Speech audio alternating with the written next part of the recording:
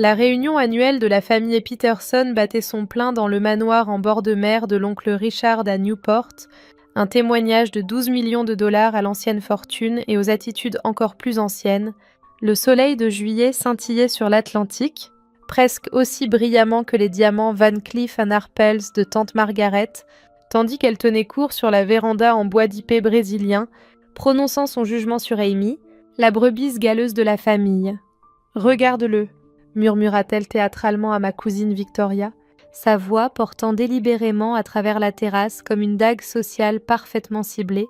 Il ne peut même pas se permettre un costume décent pour une réunion de famille. Ses chaussures de bateau doivent avoir au moins 3 ans. Voilà ce qui arrive quand on abandonne l'entreprise familiale pour... C'était quoi déjà ? Chérie. La logistique mondiale, répondis-je calmement.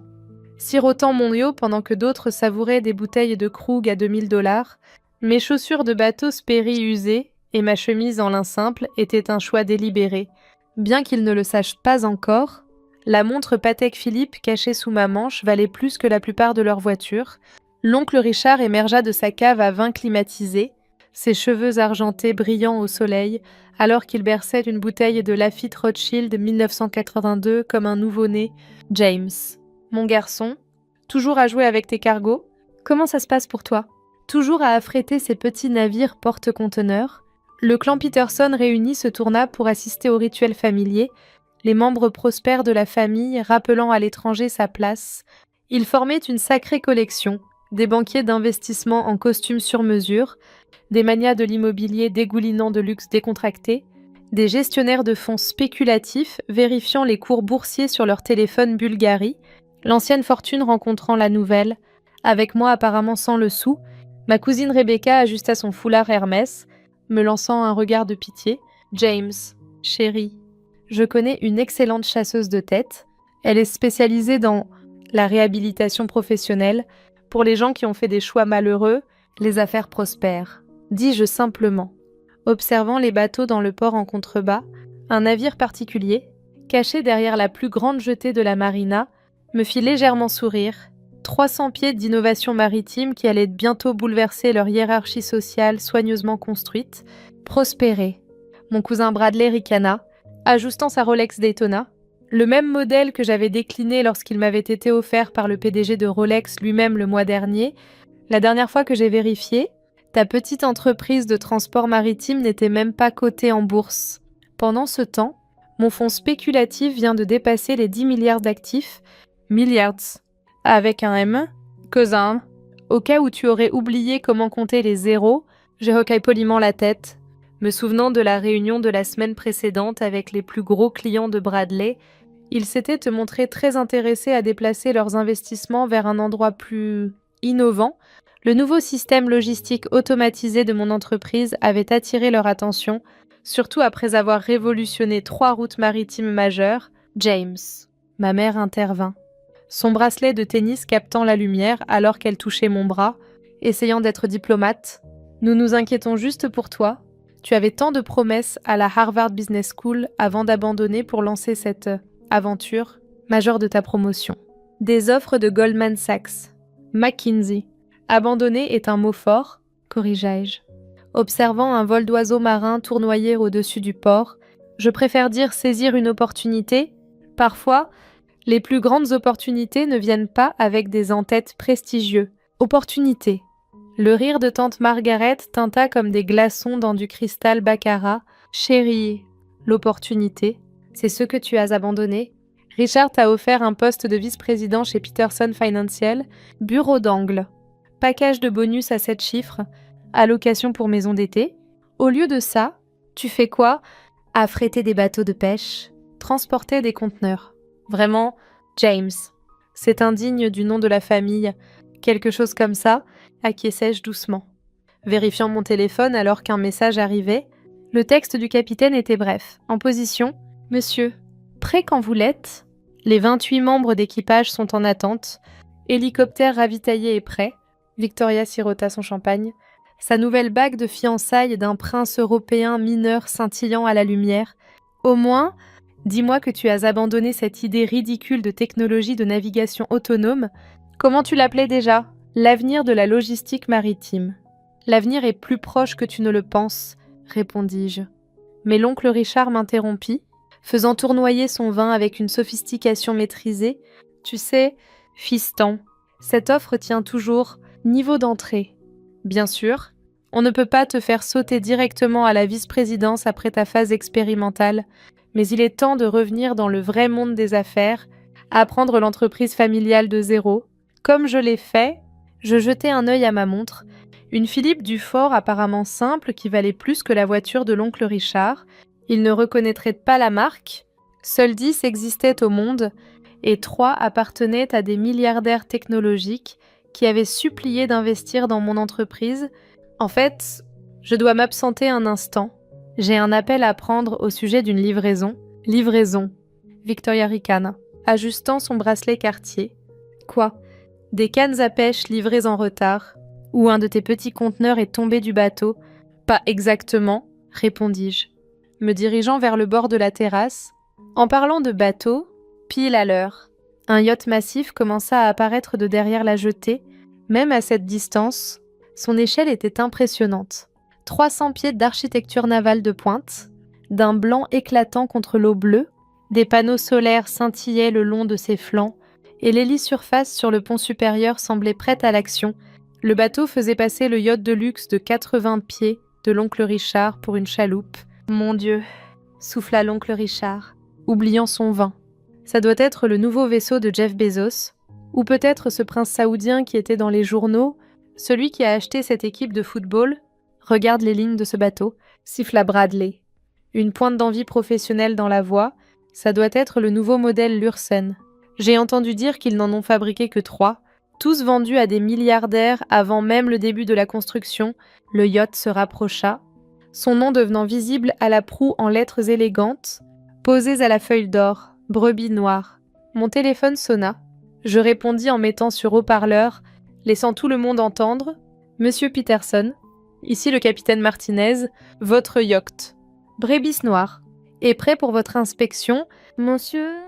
Devons-nous envoyer l'hélicoptère pour vous récupérer, vous et vos invités.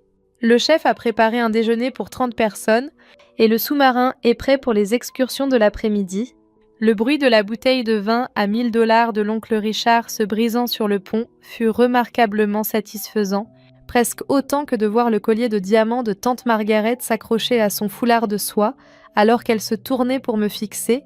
Choquée, la véranda devint silencieuse, sauf pour le doux clapotis des vagues et le ronronnement lointain de l'hélicoptère qui approchait. Le verre de champagne de tante Margaret glissa de ses doigts manucurés, créant une tache sur sa robe Oscar de la Renta à 12 000 $. Ton yacht, bégaya l'oncle Richard, du cognac vieilli coulant de ses mocassins italiens. C'est impossible. Ce vaisseau doit coûter 380 millions de $, plus 40 millions pour des améliorations technologiques sur mesure, ajoutai-je nonchalamment, lissant ma chemise en ligne simple. Le système de navigation autonome à lui seul coûte plus cher que ton manoir. Bradley se précipita vers la balustrade, plissant les yeux sur le magnifique vaisseau à travers ses lunettes de soleil de marque. Mais ton entreprise de transport maritime, elle n'est même pas cotée en bourse, corrigeai-je, observant l'hélisurface du yacht s'illuminer pour l'atterrissage.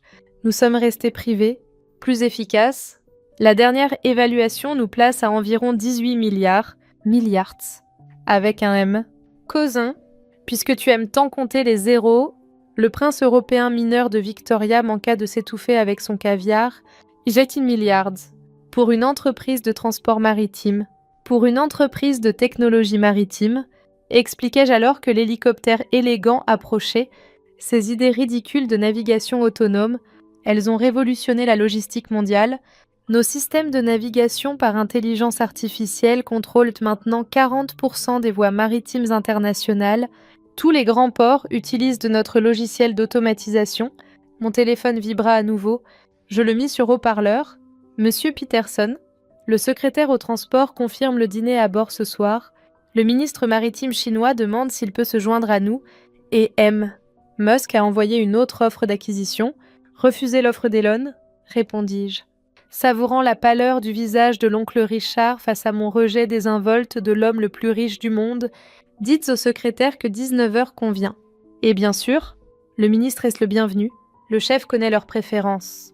Maman s'effondra dans un fauteuil en teck, son bracelet de tennis captant la lumière. Mais tu vis dans ce petit appartement, tu conduis cette vieille voiture. L'appartement est le penthouse d'un immeuble que je possède, dis-je doucement. La vieille voiture est une Porsche sur mesure conçue pour paraître discrète. Je préfère laisser mon travail parler de lui-même. L'hélicoptère tournoyait maintenant, son souffle faisant rouler des flûtes à champagne vides sur le pont. La voix du capitaine Martinez retentit à nouveau. « Monsieur, dois-je envoyer l'annexe pour récupérer vos invités ? L'équipage du sous-marin est prêt pour la visite du récif cet après-midi. Sous-marin, murmura faiblement tante Margaret. Un vaisseau d'exploration sous-marine sur mesure. Ohaije, une partie de notre division de recherche marine. Nous cartographions des routes maritimes sous-marines qui pourraient révolutionner le commerce dans le Pacifique.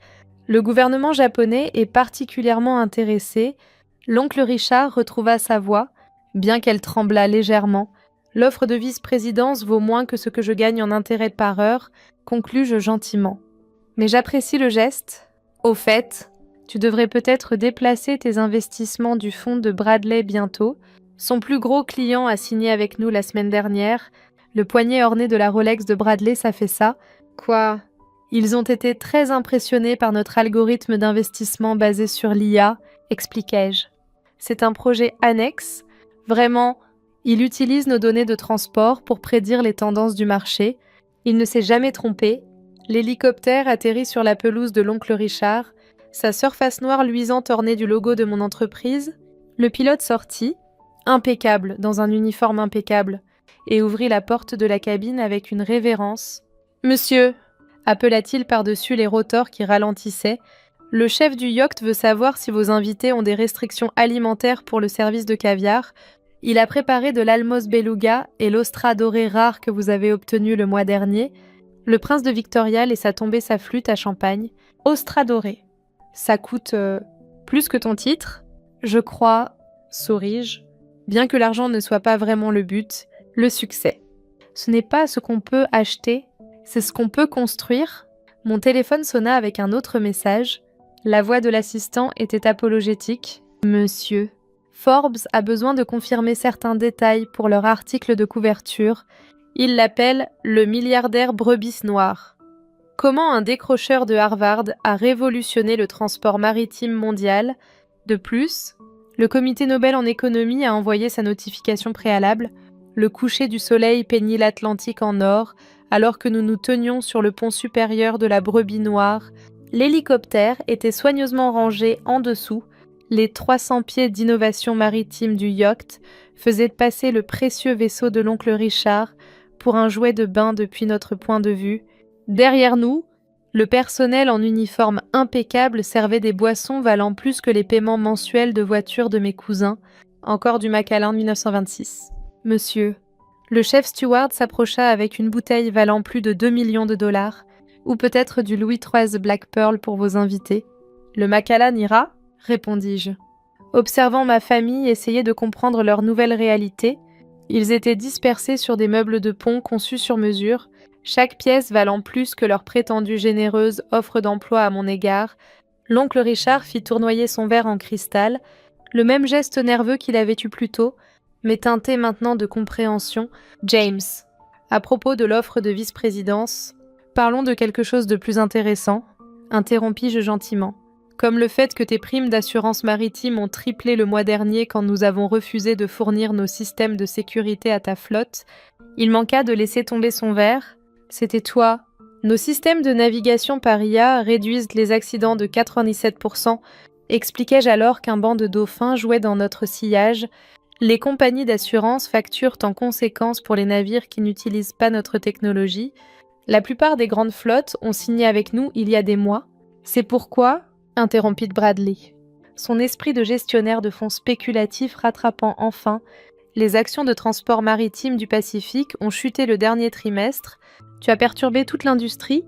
Perturbé, souris-je, touchant un panneau caché qui transforma les parois de verre du pont en écran d'information. Nous l'avons révolutionné. Capitaine, montrez-leur le réseau mondial. Les écrans s'illuminèrent de données en temps réel, des milliers de navires se déplaçant à travers les océans du monde. Tous guidés par nos ordinateurs quantiques et systèmes d'IA, chaque vaisseau représentait des millions de revenus, des milliards de marchandises et d'innombrables vies sauvées grâce à nos protocoles de sécurité. Ces points rouges, indiquais-je des navires se déplaçant de manière erratique, sont des vaisseaux utilisant encore la navigation traditionnelle, les bleus sont les nôtres. Remarquez la différence en termes d'efficacité, de consommation de carburant et de records de sécurité. Tante Margaret plissa les yeux sur les écrans à travers ses lunettes de marque. « Mais comment as-tu pu financer tout ça ?» Les coûts de démarrage seuls. « Tu te souviens de cet algorithme inutile que j'ai développé à Harvard ?» demandai-je. « Celui dont vous vous êtes tous moqués quand j'ai quitté pour lancer l'entreprise. Morgan Stanley a offert 2 milliards de dollars avant même notre lancement. Nous avons refusé. 2 milliards ?» s'étouffa Victoria sur son champagne. « Et vous avez refusé parce que nous savions que ça valait plus ?» le mois dernier. Goldman Sachs a offert 40 milliards pour notre division IA seule. Nous avons aussi refusé. Le chef steward s'approcha à nouveau. « Monsieur, le secrétaire au transport est arrivé par hélicoptère. Le vaisseau du ministre maritime chinois demande la permission d'accoster à côté. Autorisez-le, dis-je. Et informez le chef que nous aurons besoin du menu diplomatique ce soir. » Je me tournai vers ma famille abasourdie. « À moins que vous ne préfériez dîner de manger chez l'oncle Richard. » Personne ne bougea. Pendant que nous attendons nos invités, continuai-je. Peut-être voulez-vous une visite ? Le pont inférieur abrite notre centre de calcul quantique. Il est plus puissant que la plupart des installations gouvernementales. Au-dessus, il y a le salon d'observation avec un fond de verre. Vous pouvez regarder les baleines passer en dessous. La baie du sous-marin est particulièrement intéressante. « James, » demanda doucement ma mère, « pourquoi ne nous as-tu rien dit ? Auriez-vous écouté ?» dis-je. Chaque fois que j'ai essayé, vous parliez d'affaires réelles et de traditions familiales. Alors, j'ai construit les miennes. Mon téléphone vibra. « Monsieur, le fonds saoudien offre 30 milliards pour une petite participation. La NASA veut nos systèmes pour Mars. Refusez les Saoudiens, dis-je. Dites à la NASA que nous gérerons aussi le hub lunaire. » Les mains de Bradley tremblaient. « Notre fonds familial a chuté de 40% depuis le lancement de vos systèmes. » 42%, corrigeai-je. Le transport maritime traditionnel est mort. Je vous avais prévenu à Noël dernier. Le yacht du ministre maritime chinois s'approcha du nôtre. Éclipsé par la brebis noire, je possède maintenant 51% de Peterson Financial, dis-je. L'oncle Richard laissa tomber son verre. Impossible. Notre IA a acheté des actions discrètement, expliquai-je. Nous moderniserons l'entreprise, garderons le nom. Par tradition familiale, le secrétaire américain au transport et le ministre chinois vinrent directement vers moi. « Monsieur Peterson, le président adore votre plan de modernisation des ports. Votre IA a transformé les routes commerciales, » ajouta le ministre. « En mandarin, » je répondis. « Parlons-en autour du dîner. » Les serveurs apportèrent des amuse-bouches valant plus que les salaires de mes cousins. « James, » murmura l'oncle Richard, « nous nous sommes trompés sur toi. »« Non, » dis-je en signant des documents, « vous vous êtes trompé sur l'avenir. » Le soleil se coucha alors que les satellites suivaient les navires et que les ordinateurs quantiques géraient le commerce. Je regardais la fin de l'ancienne fortune et l'essor de la nouvelle innovation. Parfois, la brebis galeuse devient le capitaine de l'industrie. Et ce soir, je naviguais vers l'avenir.